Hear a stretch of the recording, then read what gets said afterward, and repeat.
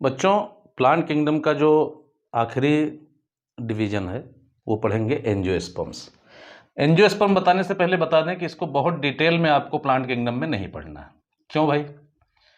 क्योंकि एंजियोस्पर्म्स की जो मॉर्फोलॉजी है इसके लिए एक अलग चैप्टर है 11th में, इसकी जो एनाटॉमिकल स्ट्रक्चर है उसके लिए अलग चैप्टर है, और इसका जो लाइफ साइकिल यानी कि रिप्रोडक्शन है बेसिकली उसके लिए 12th में पूरा अलग चैप्टर है, पहला चैप्टर ही है। तो इसलिए बहुत डिटेल में नहीं जानना है, क्विकली जो जरूरी चीजें हैं एंजियोस्पर्म्स की वो जानेंगे। तो सबसे पहले समझिए कि एंजियोस्पर्म नाम कहां से आया। एंजियोज मतलब कवर्ड, और स्पर्म मतलब या स्पर्मा मतलब सीड। तो इनकी सीड कवर्ड होती है। किससे कवर्ड होगी? फ्रूट से कवर्ड होगी। Seed is enclosed in fruit and ovules are enclosed in ovary. तो होगा ये। यहां पे जो रिप्रोडक्टिव स्ट्रक्चर होगी बेसिकली, जहां पे जो साइट ऑफ रिप्रोडक्शन होगा, जो साइट ऑफ रिप्रोडक्शन होगा एंजियोस्पर्म में, वो फ्लावर होगा। क्या होगा? फ्लावर होगा। मेन बॉडी क्या होगी? मेन बॉडी होगी स्पोरोफाइट। ठीक है, गैमेटोफाइट रिड्यूस्ड होगी और स्पोरोफाइट पे डिपेंडेंट होगी। तो अभी हम लाइफ साइकिल बना के उसको भी देखेंगे, गैमेटोफाइट को भी। ठीक है, ये हो गया। अब दो क्लासेस में आप पूरे जो एंजियोस्पर्म्स हैं इनको बांट सकते हैं। दो क्लासेस में एंजियोस्पर्म्स को आप बांट सकते हैं। कौन कौन सी क्लासेस हैं? एक तो डाइकोटिलीडन्स हैं और दूसरे मोनोकोटिलीडन्स हैं। ये नाम कहां से आया? नाम आया इनके सीड से। इनके सीड में डाइकोटिलीडन है तो डबल कोटिलीडन्स होंगे। डबल कोटिलीडन्स या टू कोटिलीडन्स कह सकते हो इन सीड्स। और मोनोकॉट में सिंगल कोटिलीडन इन सीड। ठीक है। और दूसरी बात, लीफ, अगर मान लो सीड नहीं आ रहा है जब तक, तो लीफ को देख के हम पहचानेंगे एक्सटर्नली। तो लीफ में यहां पे वेनेशन होगा रेटिकुलेट। डाइकॉट में कौन सा वेनेशन होगा? रेटिकुलेट वेनेशन होगा। और यहां पे मोनोकॉट में पैरेलल वेनेशन होगा। कैसा वेनेशन होगा? पैरेलल वेनेशन होगा। अब फ्लावर को भी देख के पहचान सकते हैं। फ्लावर के देखो 4 पार्ट होते हैं: calyx, corolla, androecium, gynoecium. Calyx, corolla accessory whorl होते हैं जो अरेंज होते हैं एक एक करके। कैलिक्स की यूनिट है सेपल, कोरोला की यूनिट है पेटल। तो कैलिक्स कोरोला कितने कितने हैं? 3 हैं, 4 हैं, 5 हैं। अगर पेंटामेरस है, पेंटामेरस का मतलब 5 सेपल्स या पेटल, या फिर टेट्रामेरस है यानी कि 4 सेपल और पेटल, ऐसे फ्लावर अगर प्रेजेंट हैं तो प्राइमरीली हम क्या समझेंगे कि ये डाइकॉट है। और अगर ट्राइमेरस फ्लावर हैं जिनमें 3 पेटल्स और सेपल्स हैं तो वो मोनोकॉट है। तो ये कुछ चीजें देख के आप मोनोकॉट डाइकॉट बता सकते हो। अब दूसरी बात आती है हैबिटेट की, कि एंजियोस्पर्म पाए कहां जाते हैं। बेटा, एंजियोस्पर्म लगभग हर हैबिटेट में पाए जाते हैं। लगभग हर हैबिटेट का मतलब है वॉल्केनो में नहीं, मतलब जहां पे लाइफ पॉसिबल है वहां की बात हो रही है। एक्वेटिक भी है, टेरेस्ट्रियल भी है, डेजर्ट में भी होते हैं, माउंटेन पे भी होते हैं, समंदर में भी होते हैं, फ्रेश वाटर में भी होते हैं, हर जगह होते हैं। ठीक है। बहुत स्मॉल हो सकते हैं, बहुत स्मॉल हो सकते हैं। जैसे ओल्फिया का प्लांट बहुत स्मॉल है।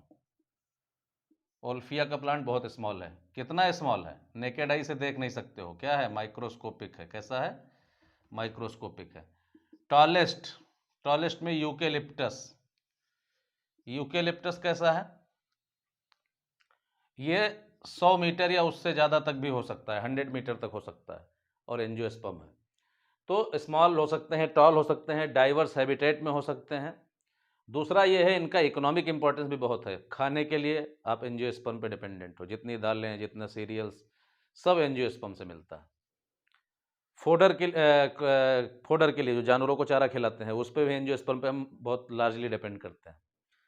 आपके जो कपड़े बनते हैं ये एंजियोस्पर्मिक प्लांट हैं सारे, वहाँ से बनते हैं, कॉटन से या फिर दूसरे। बिल्डिंग मटेरियल्स, जो लकड़ियाँ होती हैं जिनसे बिल्डिंग मटेरियल डिजाइन किए जाते हैं, दरवाजे बनते हैं, सब कुछ बनते हैं, ये सब एंजियोस्पर्म से बनते हैं। तो इसका बहुत ज़्यादा उपयोग है एंजियोस्पर्म का। अब हम सीधे लाइफ साइकिल पे आते हैं एंजियोस्पर्म के, बिना देर किए सीधे एंजियोस्पर्म की लाइफ साइकिल। देखिए, मेन बॉडी एंजियोस्पर्म्स की स्टेम, रूट, लीव्स में वेल डिफरेंशिएटेड होती है। और मेन बॉडी कैसी होती है? स्पोरोफाइटिक होती है। मेन बॉडी में एक समय के बाद क्या होता है? फ्लावर डेवलप होते हैं। तो इसको आप फ्लावर मान लो और इसको अलग कर लो। और फ्लावर में 4 पार्ट हो सकते हैं या उससे कम पार्ट भी हो सकते हैं, ठीक है। किसी किसी फ्लावर में चारों पार्ट नहीं मौजूद होते हैं। फिलहाल हम मान लेते हैं परफेक्ट फ्लावर जिसमें 4 पार्ट हैं। ये चारों पार्ट एक नोड पे अटैच होते हैं जिसको थैलेमस कहते हैं, और इस पे 4 पार्ट होते हैं। पहला ये ग्रीन वर्ल होता है, कैलिक्स। दूसरा जो है वो कलरफुल वर्ल होता है जिसको कहते हैं कोरोला। और फिर मेल पार्ट होते हैं ये स्टेमन, जिनको ग्रुप में होंगे तो एंड्रोसियम कहेंगे। और फीमेल पार्ट के जिसको कहते हैं गाइनोसियम, और ग्रुप में होंगे तो क्या कहेंगे? अकेला होगा तो कहेंगे पिस्टिल, ग्रुप में है तो गाइनोसियम। तो यहाँ पे आप इन दोनों को अलग करोगे, ठीक है, मेल पार्ट फीमेल पार्ट को। ये मेल पार्ट है स्टेमन, जो 2 चीज़ों से मिलके बना है।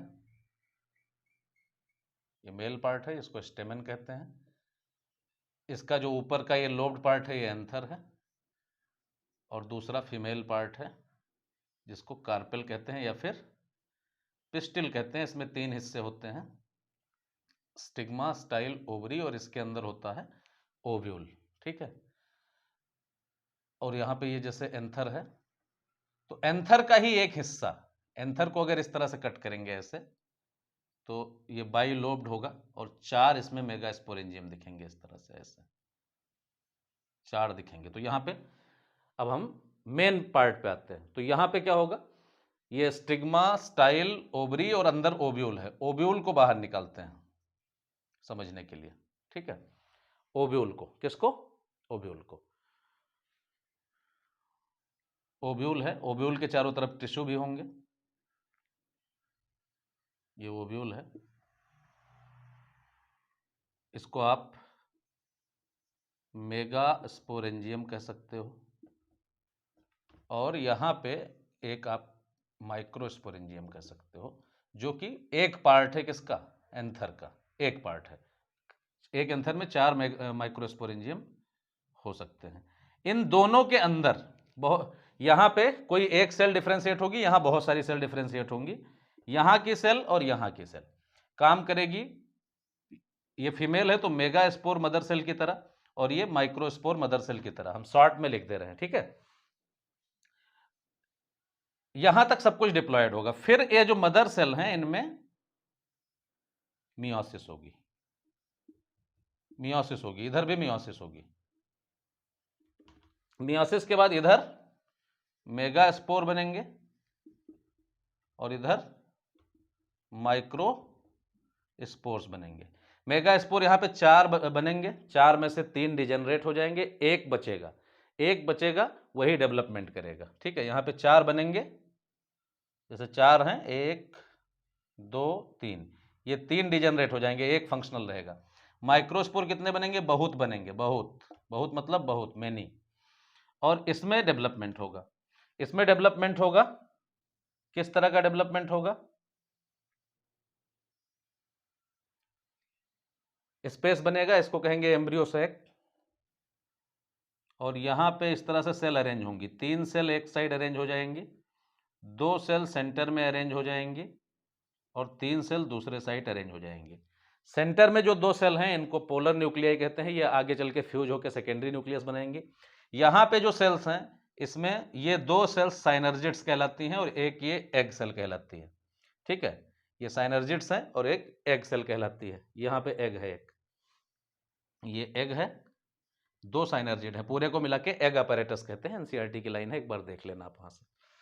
बीच में 2 सेंट्रल सेल हैं और इधर एंटीपोडल्स हैं। सेंट्रल सेल अभी नहीं कहेंगे इसको, अभी आप इनको पोलर न्यूक्लियाई कह सकते हो, ठीक है।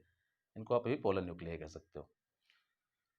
अब यहां पे ये है तो ये पॉलन ग्रेन बनेगा, माइक्रोस्पोर किसमें कन्वर्ट हो जाएंगे? पॉलन ग्रेन में। क्या पॉलन ग्रेन की क्या खास बात है? इनके चारों तरफ क्या डेवलप होने लगेगा? एक्साइन डेवलप होने लगेगा, चारों तरफ एक्साइन डेवलप होगा। लेकिन एक या उससे अधिक खाली जगह भी होगी जिसको पोर कहते हैं। इनके चारों तरफ एक्साइन डेवलप हो जाएगा लेकिन बीच में खाली जगह भी होगी, एक या उससे अधिक हो सकती है, जिसको जर्म पोर कहते हैं। तो ये आगे चल के इसी जर्म पोर की मदद से एक्साइन इनके सामने बनी रहेगी, लेकिन बाकी क्या होगा? इसी जर्म पोर की मदद से यहां तक अपना कंटेंट लेके आएंगे। अब कंटेंट क्या होगा इनके अंदर? यहां क्या होगा? दो सेल होंगे, एक मेल गैमीट जनरेटिव सेल होगी, दो वेजिटेटिव सेल होंगी। लेकिन डिवीजन के बाद क्या होगा? यहां पे दो मेल गैमीट हो जाएंगी और एक ट्यूब न्यूक्लियस होगा। अब यहां तक आने के लिए पॉलन ग्रेन एक्चुअली कहां लैंड करेगा? स्टिग्मा पे, पॉलिनेशन के थ्रू। तो ये स्टेप यहां पे नहीं दिखा रहे हैं, लाइफ साइकिल में दिखाया भी नहीं गया। अब यहां पे ये अपना कंटेंट डिस्चार्ज कर देगा। तो दो मेल गैमीट है, तो दो मेल गैमीट है, एक तो एग के साथ फ्यूज होकर जाइगोट बना देगा, ठीक है, एक एग के साथ फ्यूज करके क्या बना देगा? जाइगोट बना देगा, एग के साथ फ्यूज करके जाइगोट बना देगा, ठीक है। दूसरा जो है, ये जो पोलर न्यूक्लियाई दिख रही हैं ये आपस में कंबाइन कर जाएंगी पहले ही, जैसे पॉलन ट्यूब एंट्री करेगी कंबाइन कर जाएंगी सेकेंडरी न्यूक्लियस, उनके साथ फ्यूज करके प्राइमरी एंडोस्पर्म न्यूक्लियस बना देगा और जिससे एंडोस्पर्म बनेगा। तो जाइगोट बनेगा, साथ साथ एंडोस्पर्म भी बनेगा। एंडोस्पर्म पहले बनेगा और जाइगोट बाद में बनेगा। तो दो मेल गैमीट है, यहाँ पे एंडोस्पर्म भी बनेगा प्राइमरी एंडोस्पर्म न्यूक्लियस से, और जाइगोट भी बनेगा। जाइगोट से एम्ब्रियो बनेगा। एंडोस्पर्म का काम होगा डेवलपिंग एम्ब्रियो को नरिशमेंट देना, न्यूट्रिशन देना। अभी हम इसको अलग से सेपरेटली बना के दिखा देते हैं। एम्ब्रियो बनेगा, एम्ब्रियो कैसा होगा? ऑफ कोर्स मल्टी सेलुलर होगा और वेल डेवलप होगा। इस तरह से दिखा सकते हो, इससे इस तरह से होगा और डेवलपमेंट होगा इसमें। और फिर इस एम्ब्रियो कहाँ होगा? एनक्लोज्ड होगा, किसके अंदर? सीड के अंदर। और फिर क्या होगा? क्योंकि ओव्यूल किस में कन्वर्ट हो चुका होगा? ओव्यूल पूरा सीड में कन्वर्ट हो चुका होगा और सीड के जर्मिनेशन से फिर से नया स्पोरोफाइट बन जाएगा। तो ये लाइफ साइकिल ऐसे चलती रहेगी। फ्लावर डिप्लॉयड, अभी तक जो ऑर्गन्स हैं ये सब डिप्लॉयड होंगे, ठीक है। मदर सेल तक सब कुछ डिप्लॉयड होगा, diploid diploid, mother cell diploid. फिर माइक्रोस्पोर मेगास्पोर कैसे हो जाएंगे? Haploid haploid, pollen grain haploid, यहाँ पे सारी सेल्स हैप्लॉयड एम्ब्रियो सैक में। फिर एग भी हैप्लॉयड, मेल गैमीट ये दोनों हैं, मेल गैमीट्स हैं, ये भी हैप्लॉयड हैं, मेल गैमीट्स हैं। सब फ्यूज करके जब जाइगोट बनाएंगे डिप्लॉयड हो जाएगा। एंडोस्पर्म ट्रिप्लॉयड होगा क्योंकि दो पोलर न्यूक्लियाई थी, ये फ्यूज होकर सेकेंडरी न्यूक्लियस बनाई, फिर ये बन गया। अब फिर उसके बाद जाइगोट, जाइगोट के बाद एम्ब्रियो, एम्ब्रियो के बाद सीड, सीड के बाद। तो यहाँ पे आप देख रहे हो कि बहुत थोड़े टाइम के लिए हैप्लॉयड साइकिल आती है, थोड़े टाइम के लिए। यहां से देख लो आप, मियोसिस के बाद मेगा स्पोर बन गए, ठीक। और आप ये कह सकते हो कि एम्ब्रियो बनने से पहले तक इतना एरिया ही सिर्फ हैप्लॉयड है, इतना एरिया ही सिर्फ हैप्लॉयड है। तो ऐसी लाइफ साइकिल, इसमें डिप्लॉयड साइकिल जो है, डिप्लॉयड जो फेज है वो डोमिनेट करती है। तो डिप्लॉन्टिक साइकिल है बेसिकली। अब फीचर क्या है? फीचर डबल फर्टिलाइजेशन है। यहाँ पे आप देख रहे हो एक मेल गैमीट जाइगोट बना रहा है, दूसरा मेल गैमीट एंडोस्पर्म बना रहा है, ठीक है। ये कैरेक्टरिस्टिक फीचर है एंजियोस्पर्म का। जल्दी से देख लेते हैं। देखिए यहां पे सबसे पहले क्या होगा, जैसे पॉलन ट्यूब एंट्री मारेगी तो जो दो पोलर न्यूक्लियाई हैं, polar nucleus plus polar nucleus, ये दो पोलर न्यूक्लियाई थी, अकेला होगा तो न्यूक्लियस, यानी एन ये कहां होंगे? सेंटर में। ये आपस में फ्यूज होके सेकेंडरी न्यूक्लियस बना देंगे, सेकेंडरी न्यूक्लियस बना देंगी, जो कैसी होगी? डिप्लॉयड होगी। अब मुद्दे पे आते हैं। दो तरह का फर्टिलाइजेशन होगा। यहां पे मेल गैमीट दो हैं पॉलन ट्यूब के पास, तो पहला मेल गैमीट प्लस एग, ये मिलके बना देंगे जाइगोट। या ये कह सकते हो पहला male gamete plus secondary nucleus कर लो। क्यों भाई ऐसा क्यों कर रहे हैं? ऐसा इसलिए कर रहे हैं कि पहले एंडोस्पर्म ही बनता है और फिर एम्ब्रियो स्टार्ट होता है। मतलब पहले एंडोस्पर्म बन जाता है थोड़ा, तो मेल गैमीट हैप्लॉयड है और सेकेंडरी न्यूक्लियस कैसा हो चुका है? डिप्लॉयड हो चुका है। तो ये दोनों जब फ्यूज करेंगे तो ये बना देंगे प्राइमरी एंडोस्पर्म न्यूक्लियस, PEN, ये हो जाएगा ट्रिप्लॉयड, जो डेवलप होकर आगे चल के क्या बनाएगा? एंडोस्पर्म बन जाएगा। एंडोस्पर्म पहले बन जाएगा थोड़ा सा, फिर दोनों साथ साथ बनेंगे, एम्ब्रियो और एंडोस्पर्म, क्योंकि एम्ब्रियो को नरिशमेंट के लिए एंडोस्पर्म चाहिए। सेकेंड क्या होगा, इस प्रोसेस को, ठीक है, इस प्रोसेस को ट्रिपल फ्यूजन कहते हैं। क्या कहते हैं, पहला प्रोसेस ये है, इसको ट्रिपल फ्यूजन कहते हैं, क्योंकि यहां पे 3 न्यूक्लियस फ्यूज कर रहे हैं बेसिकली। फिर दूसरा क्या होगा, सेकेंड मेल गैमीट होगा, दूसरे प्रोसेस को सिंगेमी कहेंगे। क्या होगा, सेकेंड मेल गैमीट होगा, सेकेंड मेल गैमीट होगा प्लस एग होगी, ये हैप्लॉयड होगा, एग भी हैप्लॉयड होगा, क्या बन जाएगा, जाइगोट बन जाएगा। जाइगोट आगे चल के क्या बना देगा, माइटोसिस करके एम्ब्रियो बना देगा। तो एंडोस्पर्म पहले बनेगा, एम्ब्रियो बाद में बनेगा। एम्ब्रियो डेवलपमेंट को एंडोस्पर्म से नरिशमेंट मिलता रहेगा। सीड डेवलपमेंट के बाद कुछ सीड में एंडोस्पर्म परसिस्ट करेगा और कुछ सीड में खर्च हो जाएगा कंप्लीटली, ऐसा चलता है, ठीक है। तो ये दोनों प्रोसेस को, ट्रिपल फ्यूजन और सिंगेमी, इन दोनों को मिला दिया जाए तो पूरे प्रोसेस को कहते हैं डबल फर्टिलाइजेशन। क्या कहते हैं, डबल फर्टिलाइजेशन कहते हैं। ये कैरेक्टरिस्टिक फीचर है एंजियोस्पर्म में। जिम्नोस्पर्म में डबल फर्टिलाइजेशन नहीं होता है, किसी छोटे क्लास में नहीं होता है, ठीक है।